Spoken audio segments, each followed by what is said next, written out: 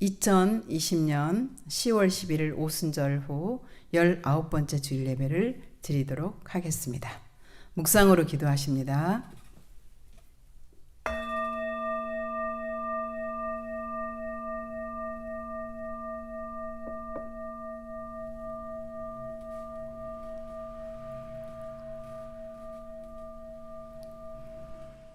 여호와는 위대하시니 지극히 찬양할 것이요 모든 신들보다 경외할 것이며 만국의 모든 신들은 우상들이지만 여호와께서는 하늘을 지으셨음이로다. 존귀와 위엄이 그의 앞에 있으며 능력과 아름다움이 그의 성소에 있도다. 아멘.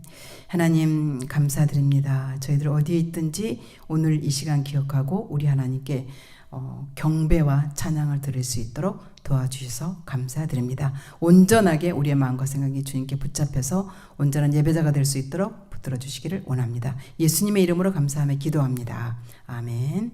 다 같이 사도신경으로 우리의 신앙을 고백하겠습니다. 나는 전능하신 아버지 하나님 천지의 창조주를 믿습니다. 나는 그의 유일하신 아들 우리 주 예수 그리스도를 믿습니다. 그는 성령으로 잉태되어 동정녀 마리아에게서 나시고 본디오 빌라도에게 고난을 받아 십자가에 못 박혀 죽으시고 장사된 지 사흘 만에 죽은 자 가운데서 다시 살아나셨으며 하늘에 오르시어 전능하신 아버지 하나님 우편에 앉아 계시다가 거기로부터 살아있는 자와 죽은 자를 심판하러 오십니다. 나는 성령을 믿으며 거룩한 공교회와 성도의 교제와 죄를 용서받는 것과 몸의 부활과 영생을 믿습니다. 아멘. 이제 한 주간의 삶의 내용을 가지고 우리 구주 예수 그리스도의 십자가 아래로 나아갑니다. 우리의 죄를 깨끗게 하시고 우리를 새롭게 하실 예수 그리스도의 보혈의 은총 아래서 하나님과 나만이 아는 부끄럽고 은밀한 일들을 내려놓는 기도를 드립니다.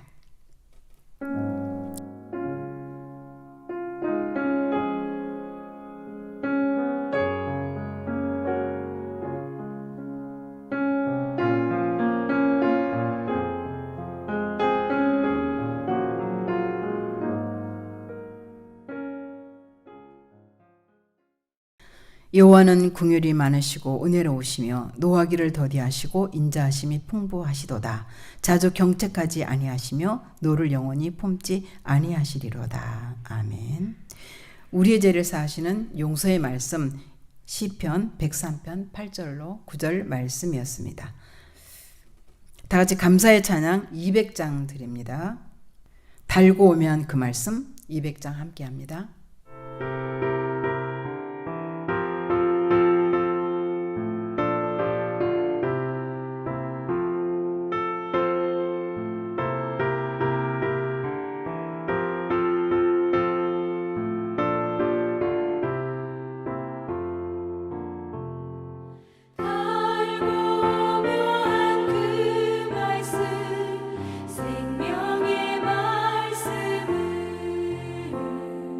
We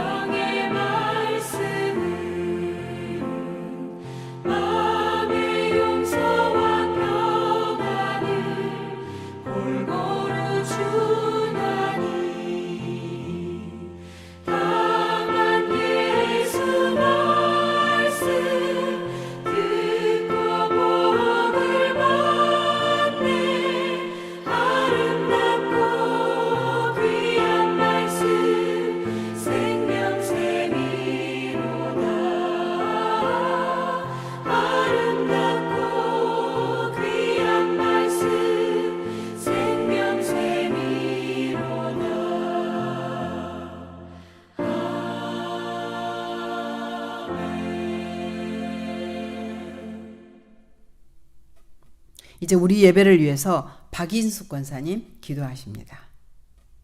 하나님 아버지, 지난 한 주간도 하나님 아버지의 은혜 가운데 살게 하심을 감사드립니다. 코로나로 인해 우리가 감내해야 할 일상이 때론 버겁고 때론 두렵기도 합니다.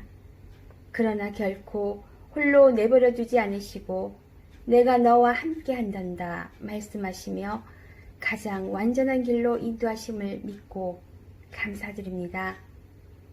삶 속에서 많은 것들을 포기할 수밖에 없지만 새롭게 주어진 상황과 시간은 도리어 주님과 더 가까이 더 깊이 만날 수 있는 축복의 시간이 되었음을 고백합니다. 어느 날부턴가 하나님보다 세상을 더 의지하며 켜켜이 쌓아올렸던 거짓의 허물을 아낌없이 벗어던질 수 있는 기회와 용기와 믿음 주셔서 감사합니다. 모든 것의 주인 되신 하나님 아버지 안에서 예수 그리스도 중심의 희망찬 세상을 꿈꿉니다. 새로운 도약의 걸음에 동행하여 주시고 흔들리지 않고 끝까지 담대하게 나아가게 도와주시옵소서. 우리의 선택이 이기적이 되지 않도록 분별력과 지혜를 더하여 주시옵소서. 십자가 보혈의 사랑을 먼저 누렸기에 먼저 손 내미는 기쁨을 누리게 하시고 주님의 사랑을 전하고 나누는 풍요로운 삶을 살게 도와주시옵소서. 날마다 그리스도의 보혈로 세상을 이기며 살아가는 그리스도의 사람들이게 하시고 그리스도의 선한 영향력을 곳곳에 퍼뜨려 그리스도의 문화가 곳곳에 넘쳐나게 하시고 그리스도의 사랑으로 서로 아름답게 소통하며 더불어 살아가는 그리스도의 마을로 확장되게 도와주시옵소서. 하나님 말씀을 전하시는 정여인 목사님 항상 동행하여 주시고 날마다 더욱 강건케 하여 주시옵소서. 오늘 들려주시는 하나님 말씀이 우리의 영혼의 갈급함이 해소되는 생명수가 되게 하시고 귀한 열매로 아버지께 영광 돌리는 삶을 살아가게 도와주시옵소서. 감사드리며 예수님의 이름으로 기도드립니다. 아멘. 아멘. 오늘 우리에게 주신 하나님 말씀은 디모데후서 2장 1절에서 7절까지 말씀입니다. 신약성경 343페이지고요. 디모데후서 2장 1절에서 7절까지 말씀입니다. 제가 봉독해 드립니다. 주님의 말씀입니다. 아멘. 내 아들아, 그러므로 너는 그리스도 예수 안에 있는 은혜 가운데서 강하고 또 네가 많은 증인 앞에서 내게 들은 바를 충성된 사람들에게 부탁하라. 그들이 또 다른 사람들을 가르칠 수 있으리라. 너는 그리스도 예수의 좋은 병사로 나와 함께 고난을 받으라. 병사로 복무하는 자가 자기 생활에 얽매이는 자가 하나도 없나니 이는 병사로 모집한 자를 기쁘게 하려 함이라. 경계하는 자가 법대로 경계하지 아니하면 승리자의 관을 얻지 못할 것이며 수고하는 농부가 곡식을 먼저 받는 것이 마땅하니라. 내가 말하는 것을 생각해 보라. 주께서 범사에 내게 총명을 주시리라. 아멘. 이제 영적 감수성이라는 제목을 가지고 하나님 말씀 함께 나누도록 하겠습니다. 한 10년 전쯤에 굿바이 쇼핑이라는 책이 출간이 되어서 세간의 이목을 집중받았던 적이 있습니다. 평범한 여성이었던 미국의 주디스 러바인이라는 여성이 1년간 노쇼핑 프로젝트를 진행을 하면서 맞닥뜨렸던 그런 예기치 못한 그런 상황들과 그리고 그때마다 들었던 생각들을 정리한 그런 책이었습니다. 아이의 쇼핑을 전혀 안 한 것은 아니고요.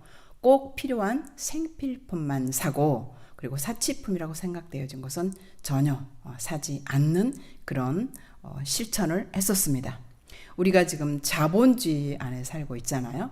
자본주의 아래서 소비가 미덕이다. 그런 슬로건 아래 우리가 낳고 그리고 살고 있습니다. 그런데 1년간이나 노쇼핑 그 프로젝트 한다는 거 대단하잖아요. 놀랍습니다. 가히 혁명적이라고도 사실은 할 수가 있습니다. 우리나라 소비 문화도 분기점을 맞았던 적이 있습니다. 어떤 건가 하면은 2005년 정도로 기억이 되는데 소비 주체가 10대에서 20대로 넘어간 때입니다. 그때에 기억이 나는데 신조어가 나오기를 지름신 이런 신조어가 나왔습니다. 소비의 그 욕구가 생겼을 때 그것을 절제하지 못하고 마구 샀던 것을 마치 신들린 것처럼 샀다고 이렇게 표현한 것을 그렇게 지름신 그렇게 표현했던 적이 있었죠. 이 책 다시 말하면 굿바이 쇼핑 이 저자는 우리가 그런 상황 가운데 들어갔을 때, 그러니까 어떤 구매 욕구가 지나치게 일어났을 때 그것을 절제할 수 있는 그런 팁을 우리한테 얘기를 해주고 있어요. 책에서 어떤 거냐면 일단 그 사고 싶은 물건을 놓고 5분을 기다려보라는 거예요. 5분 그리고 5일 그리고 한 달을 기다려보면 거의 사고 싶은 생각이 사라져. 그러니까 구매 욕구가 없어지는 그런 것을 경험했노라고 하면서 우리에게 좋은 꿀팁을 주었습니다. 그렇게 1년 동안을 다 한 후에 두 친구가 했었는데 이들이 하고 나서 보니까 1년 후에 보니까 거의 $8,000를 저축을 했었다라고 얘기를 합니다.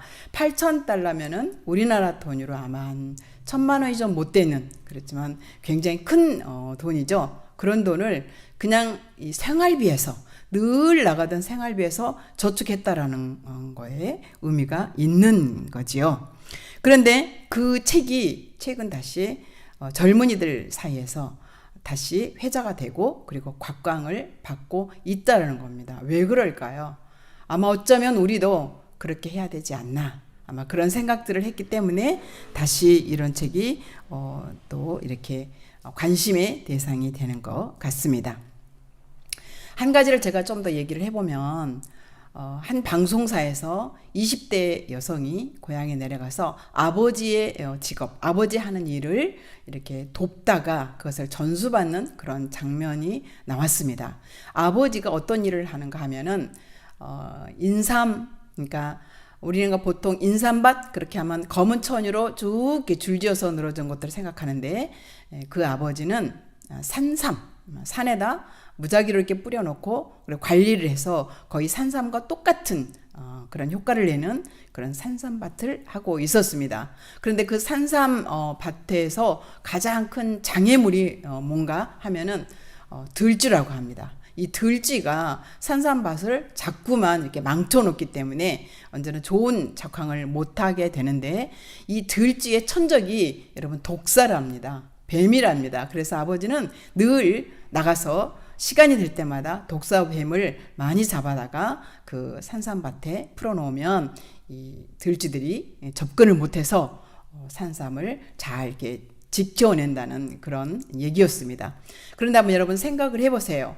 20대 초반의 여성입니다.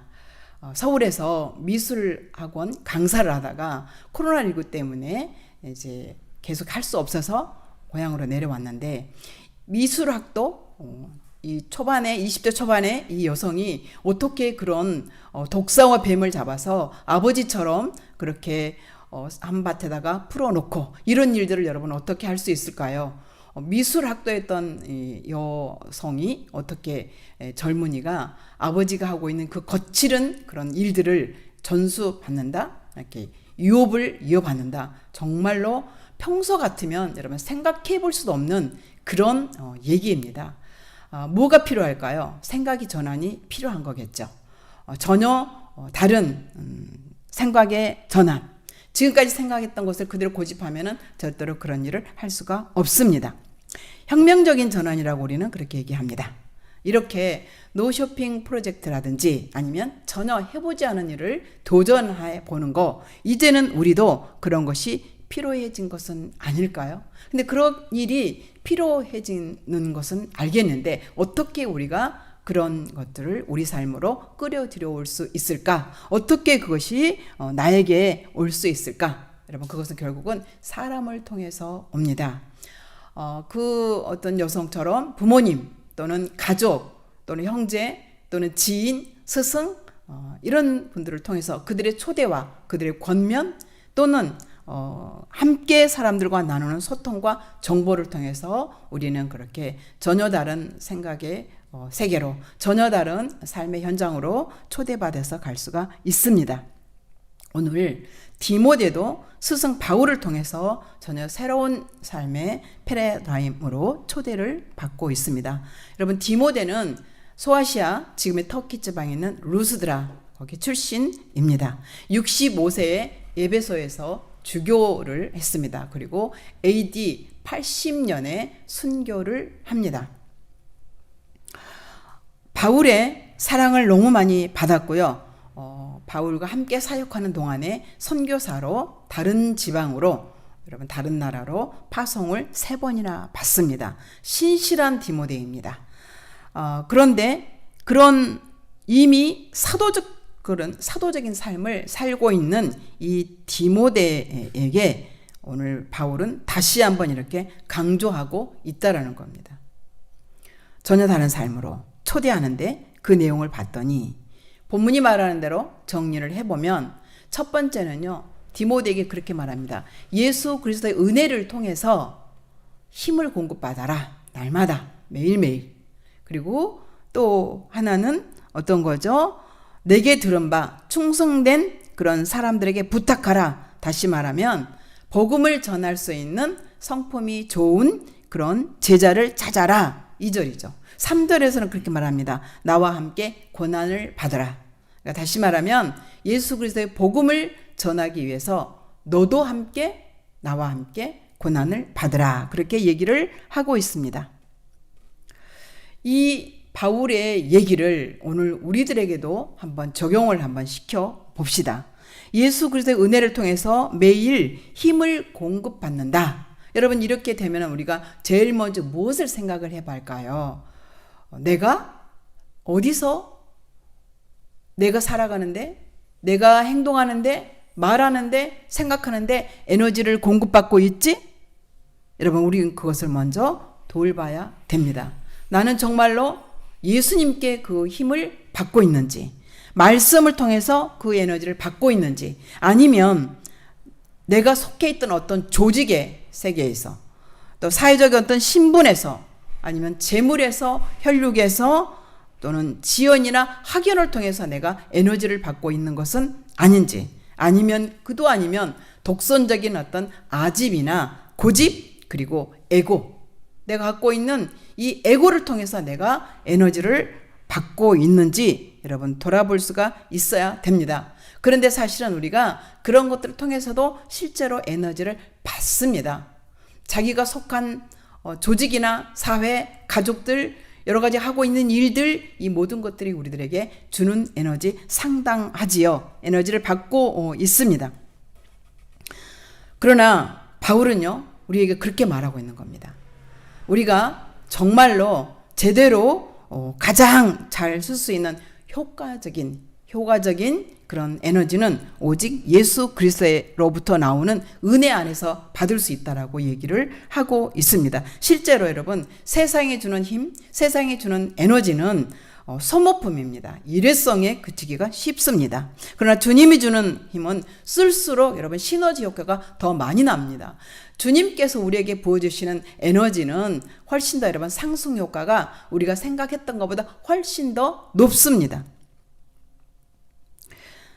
측정 불가능한 에너지가 예수 그리스도의 은혜로부터 오는 그런 에너지입니다.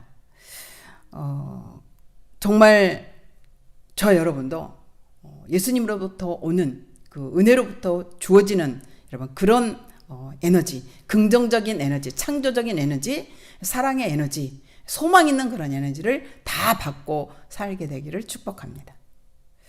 기대합니다. 그런 은혜를 늘.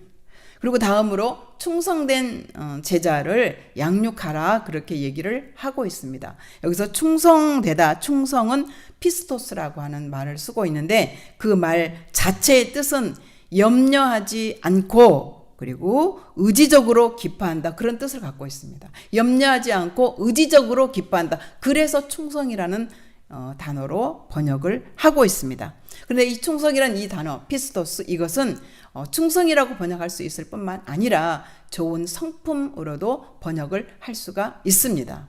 바울이 이렇게 디모데에게 그런 사람을 지도자로 발굴해서 키우라고 얘기를 하는데, 여러분 제자 또는 지도자에게 좋은 성품 왜 중요할까요? 성품이 지도자에게 왜 문제가 여러분 될까요? 제자 또는 지도자는 정말 많은 사람들을 상대를 합니다. 그리고 많은 사람들을 옳은 대로 이끌어야 하는 그런 인도자입니다. 충성과 성품이 빛나야 됩니다. 빛나지 않으면 여러분 따라갈 수가 없기 때문에 그렇습니다.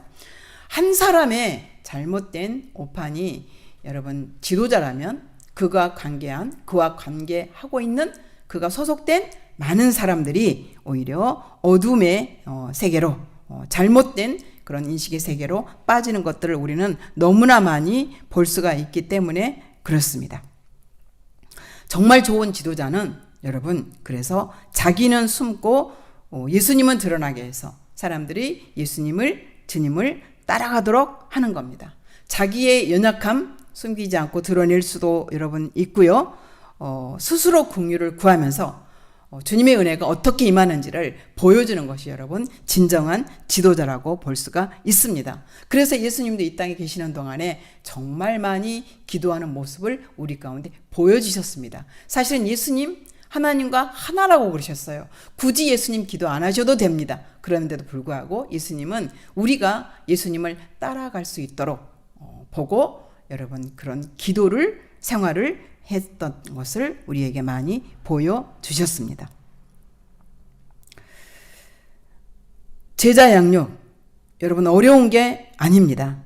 자기가 잘하는 것으로 모범을 보여서 그도 나를 보고 내가 한 것을 보고 따라올 수 있게 하면 되는 겁니다. 내가 잘하는 것을 가지고 기쁘게, 그리고 다른 사람들도 함께 유익하게 그것만 지키면서 여러분 그렇게 모범을 보이고 그렇게 따라올 수 있도록 하면 그게 사실은 제자 양육 훈련, 그렇게 볼 수가 있습니다. 그리고 바울은 이어서 디모데에게 너는 나와 함께 복음을 위해 고난을 받아라, 그렇게 얘기를 합니다. 어떻게 고난을 받으라고요? 군사처럼, 운동선수처럼, 그리고 농부처럼 고난을 받으라고 얘기합니다. 목회자에게 군인이 되어라, 운동선수가 되어라, 농부가 되어라 하는 것과 똑같습니다. 이것은 정말 새로운 패러다임입니다. 전혀 다른 생각을 요구하는 겁니다. 마치 자기 영혼을 돌보는 것과 여러분 관계가 또한 있습니다.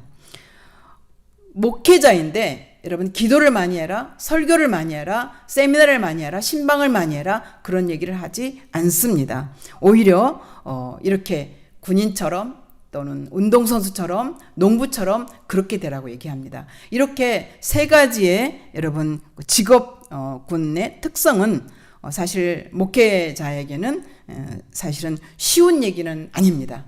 쉬운 얘기는 아니지만 그러나 생각을 바꿔서 새로운 패러다임으로 이렇게 받고 본다면 또한 따라갈 수가 있는 겁니다. 왜? 사도 바울이 나도 그렇게 했으니까 그 말입니다. 내가 했던 것처럼 그렇게 말하고 오늘 있기 때문에 그렇습니다.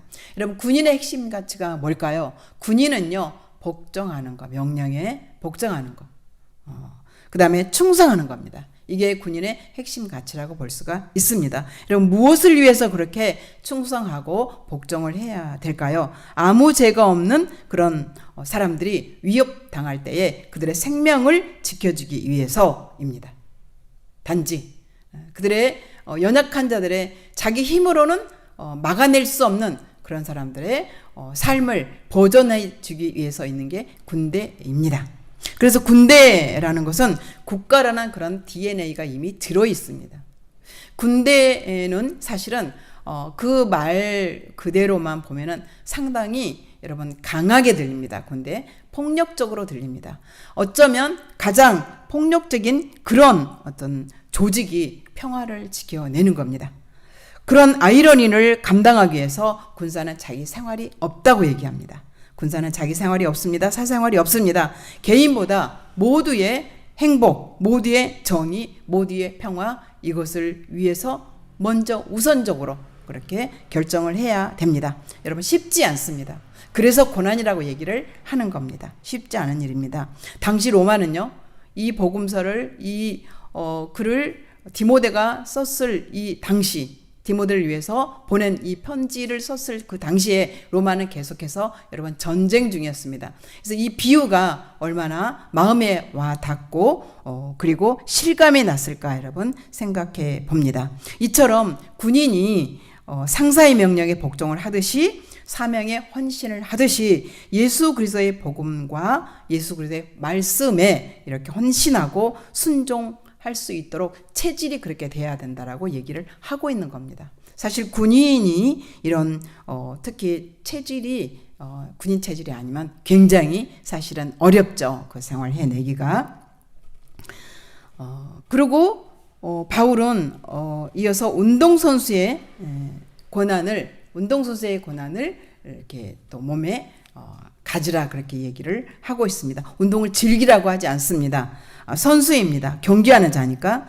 여러분 운동선수는 그런데 경기 그 자체보다도 경기가 될 때까지 사실은 준비하는 기간 훨씬 더 중요합니다. 미리미리 연습하고 훈련을 되풀이하는 거 이거 없으면은 여러분 운동선수는 자격이 사실은 없지요. 갑작스럽게 출전하는 사람은 아무도 없습니다. 그래서 자기 출전 종목 외에 이 운동선수는 모든 욕망과 열정을 여러분 통제받아야만 합니다. 체력과 기술은 단기간에 절대로 만들어지지 않습니다.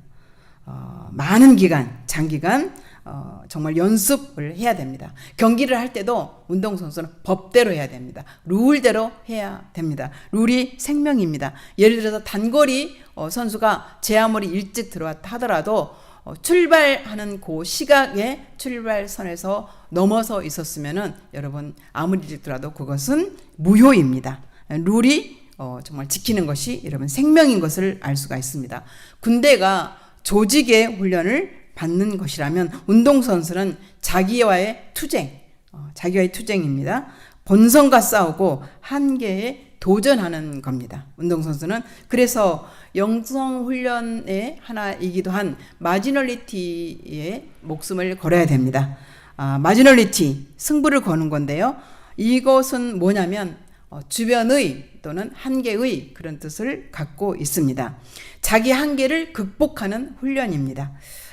제가 민들레 얘기를 좀 해볼게요. 민들레가 어느 부유한 집 정원 잔디밭에 떨어져서 꽃을 피웠습니다. 이 잔디가 초록색이잖아요. 근데 이 민들레꽃이 노란색이잖아요. 얼마나 아름답습니까? 근데 주인의 눈에는 민들레가 아름다워 보이지 않아요. 주인이 볼 때는요, 잔디가 중심이고 민들레는 주변인 거예요.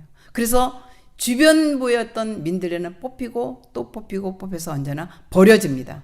그럼에도 불구하고 여러분 민들레는 아무리 뽑아도 또 이듬해 나오고 또 민들레는 그 집의 돌 계단에도 시멘트 마당에도 주차장에도 어디든지 자신 있게 피는 게 바로 민들레입니다.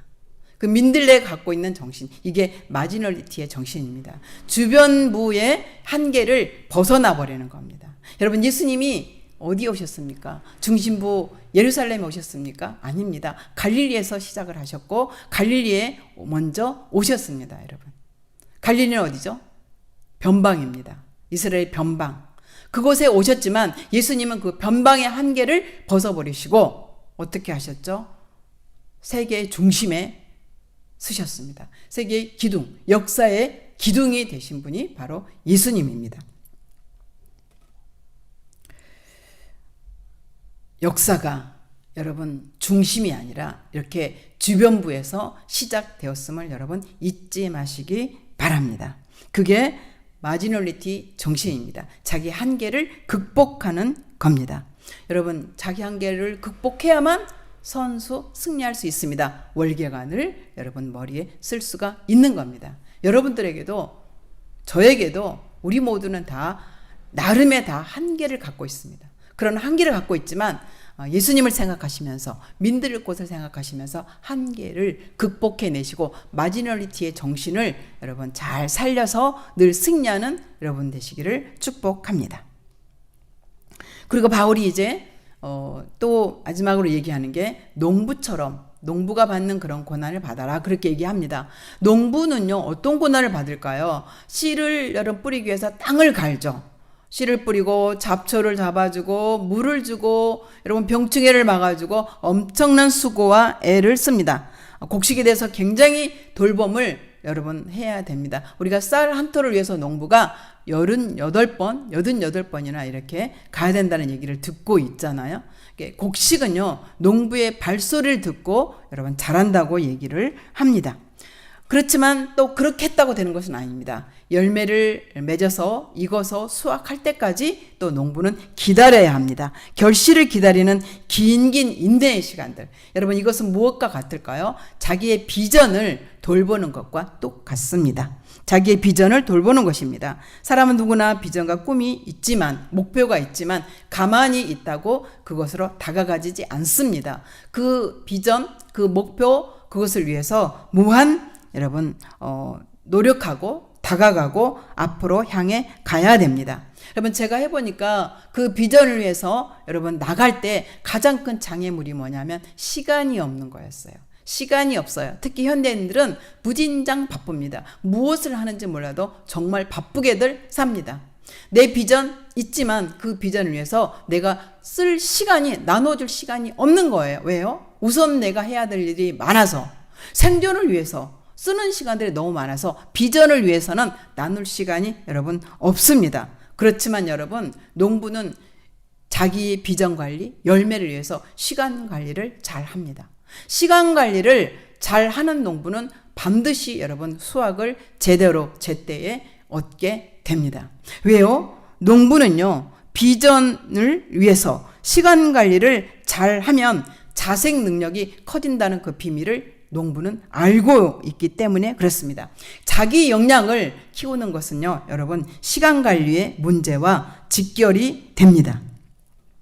갑자기 주어진 시간, 짜투리의 시간들을 여러분 어떻게 쓰는가 보면은 우리가 그 사람이 비전에 대해서 어떻게 접근하고 있는가를 알 수가 있습니다. 아무리 비전이 좋아도 시간 관리에 실패하면 그 뜻을 이룰 수가 없습니다.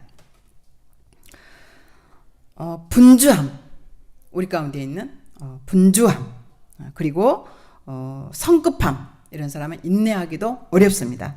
시간 관리도 어렵고 인내도 어렵습니다. 그래서 이것 또한 사도 바울은 고난이라고 얘기를 하고 있는 겁니다. 바울이 이렇게 아들에게 주는 권면, 군인에게서 순종과 용기를 배우고 그리고 선수에게서 자기 한계를 극복하는 무한 반복을 통해서 이것을 배우고 또 이렇게 농부를 통해서 뭘 배우라고 그랬죠?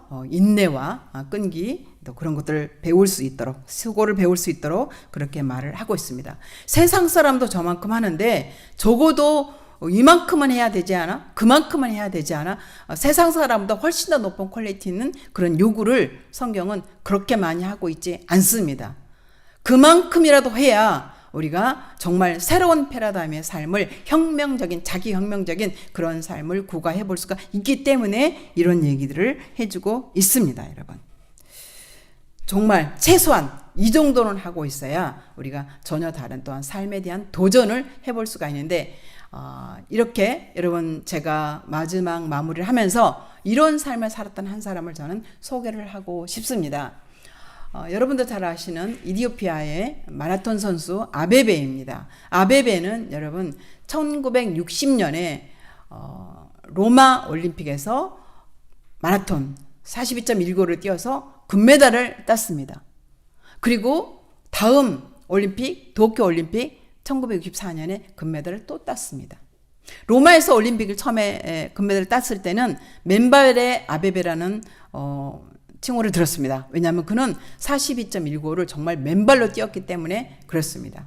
그리고 이어서 또다시 이 금메달을 땄습니다. 너무 놀랍지 않습니까? 이디오피아의 이름 없는 무명 선수가. 그런데 우리에게 그 이름이 더 친숙한 것은 그가 우리나라에서 여러분 6.25 참전 용사였다라는 거예요. 1년간을 우리나라에 와서 참전에 임했었습니다. 그리고 우리나라가 66년 1966년도에 서울 수복을 기념하는 국제 마라톤을 개최했습니다. 3회 마라톤을 개최했어요. 이름이 국제 마라톤이에요. 근데 1인 일본인 2명, 미국인 1명, 국제 마라톤인데 참여하지 않는 거예요. 어떤 나라도 우리가 마라톤 하는 것에 대해서 관심조차 없는 거예요. 그런데 여기에 아베베가 참여를 한 겁니다. 선수로.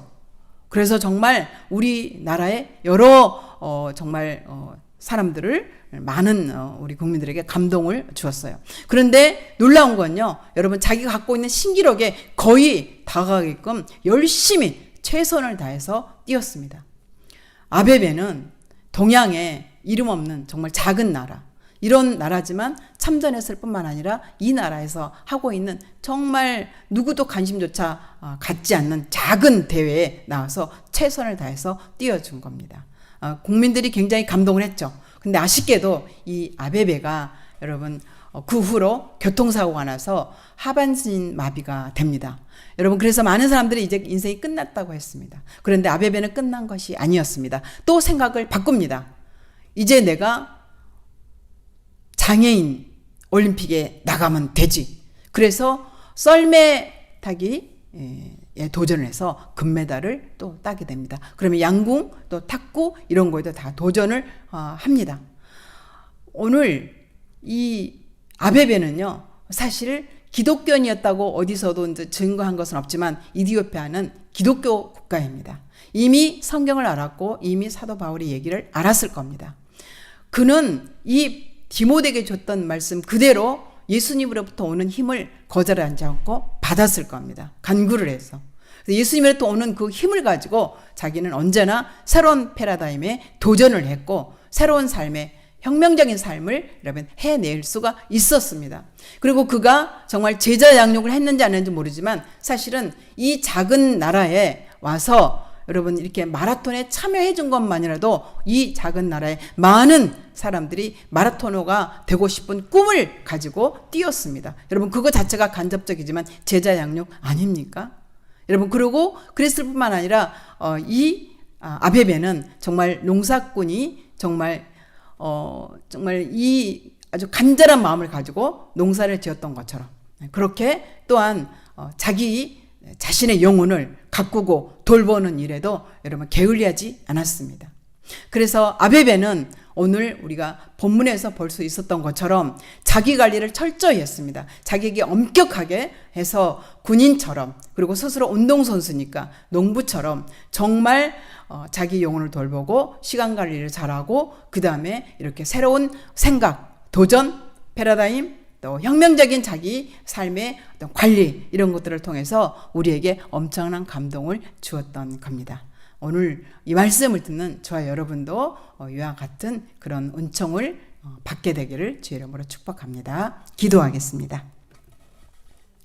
하나님 감사합니다. 오늘 우리에게도 하나님 함께 주셔서 하나님 디모데에게 주셨던 그 말씀을 가지고 우리의 삶을 또한 비춰보게 하셔서 감사드립니다. 하나님 우리에게도 오늘 디모데가 받았던 그 말씀처럼 정말 사도 바울이 정말 주었던 그 새로운 패러다임의 그런 삶, 목회자임에도 불구하고 군인처럼 운동선수처럼 농부처럼 그렇게 간절하게 엄격하게 자기를 관리하며 이렇게 살았던 것을 보고 우리 또한 우리 자신에게 그렇게 정말 행할 수 있도록 우리도 함께 할 수 있도록 이렇게 도우시고 주님 역사해 줄 줄 믿습니다. 감사드리며 우리 구주 예수님의 이름으로 기도합니다.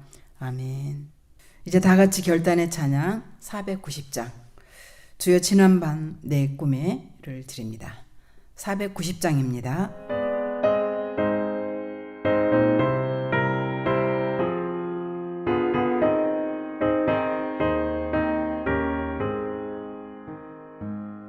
주여 지난밤 내 꿈에 배었으니 그 꿈 이루어 주옵소서.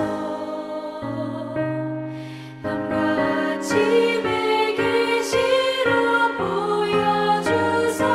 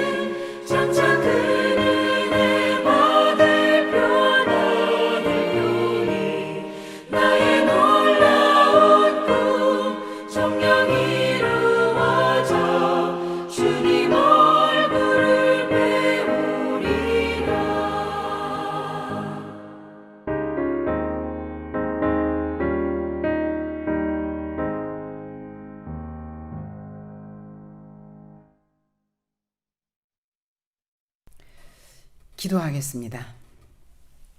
지금은 자신의 몸과 피와 땀을 다 내어주신 우리 구주 예수 그리스도의 놀라운 은혜와 이 세상을 그처럼 사랑하사 독생자를 주신 하나님 아버지의 만극하신 사랑과 성령님의 감화, 감동, 교통 충만케 하심이 오늘 말씀을 듣고 말씀대로 살고자 결단하는 우리 아가페 드림교회 성도들과 아가페 드림교회 선교사의 위에 지금도 세계 여러 곳에서 수고하시는 선교사님들 위해 각종 재난으로 어려움에 처한 모든 지구촌 이웃들 위해 이제로부터 영원까지 함께 하시기를 간절히 축원하옵나이다.